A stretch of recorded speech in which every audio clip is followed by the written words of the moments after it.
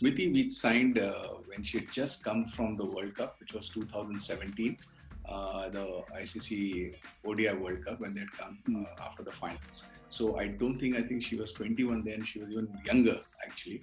Shefali, again, has been one of our youngest signing. Prithvi Shaw was a very young signing. We had not even got selected for the Under-19 World Cup at that point when we had signed him. So we do believe in kind of catching them young, as they say.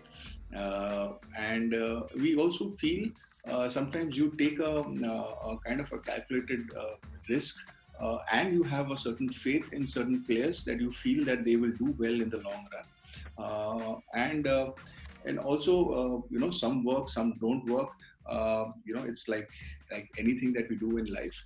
But thankfully, and again, touch wood, I would say 95% of the things have worked for us.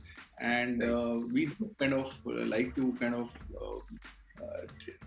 be part of the journey when they've all kind of just started. It's a lot more fun. If I have to come back first to start with Smriti Mandhana, someone who's been the ICC Player of the Year, has featured probably she is the number one woman cricketer in the world, and she has been doing it consistently. She is someone, and again, I know her very well personally, and I know her now for the last almost more than 3 years, who's very level-headed, in spite of a very young age. She is just 23 now. If you talk to her and the way she conducts herself, the way she manages her work ethics, it is exemplary. So that's Smriti for us, or for people. Jemmy, I would say she is like a pocket dynamite. She has a lot of, I would say she's also in a way very witty, very crazy. You look at her social media posts, she's really into it. And Jemmy, again, if you see, she is also a very accomplished, I would say, a sports person, because she's not only an accomplished cricketer, but she's an amazing hockey player as well. So she's good at sports. She's very athletic, probably one of the fittest girls around in the Indian team. And again, someone who comes with great family values. She has a very strong family support as well, just like Smriti has. And I personally feel when we speak to these sports people, we all feel that family plays a very big part in keeping these sports people grounded. And no one can take away that very important aspect of a sports person's journey. So what actually happened was, while we all were in the lockdown and we kind of talk to our athletes. So one of the days we were talking to Smriti Mandhana, and it kind of an idea just kind of came to us that why don't we do something which is a little more fun. And Smriti and Jemmy, and again, they have a great partnership on field and off field, and they are good friends as well off field. And we said, and both have a very distinct personality as well, and they're both fun people, but both have their own, I would say, unique individuality as well. And we felt, why don't we capture that on camera? And camera here is actually the usual, basically your laptop or your iPad camera. Right. And let's have a fun kind of a banter thing going on between them, gets captured on camera, and the whole world is able to see what these girls are talking and discussing things.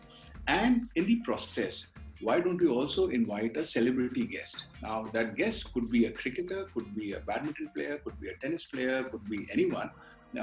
And these girls, who are actually themselves, I would say, accomplished sports people, if they actually get to ask, say, a celebrity player, how they go about doing their things, how they, prepare for matches, the whole, in terms of the nuances which go in terms of making a great sports person. For a fan, for a viewer, there can't be a more engaging conversation to listen to or to watch, because this thing has never happened before, that two girls, young girls, are actually going to host a show and kind of chit chat with amongst themselves first, obviously, and then chit chat with a fellow sports person, and that sports person doesn't necessarily have to be a cricketer. There will be, or there are shows where we will have other sports people from different sporting disciplines per se coming on board.